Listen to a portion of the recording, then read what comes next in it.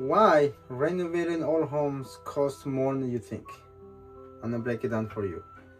This is what you're gonna find behind the walls on the old homes. Comparison with the new homes. This is 20 years old home. See right here, the floor joists are good, subfloor is good, plumbing is good, nothing need to do with that, as long as you're not moving things around. Let's take a look. House, old homes, 100 years old house. You see the floor right here?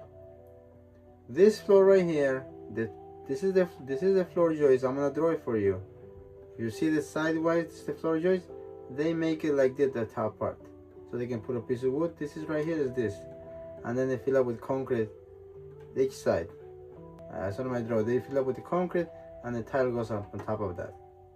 Now we don't have to do that because it's just too much work, too much weight to the house, and that's not a new code to build things. So we gotta resist floor joist.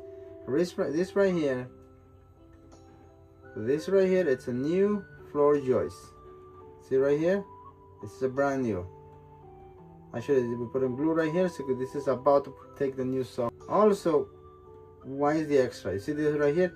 This is a new plumbing for all homes. The old plumbing, it looks just like this.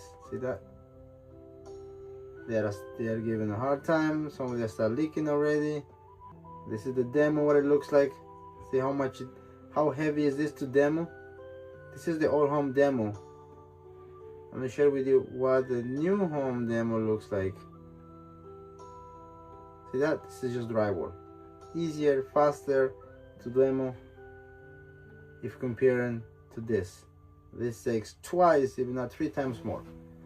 So that's the reasons all homes cost more to do the work.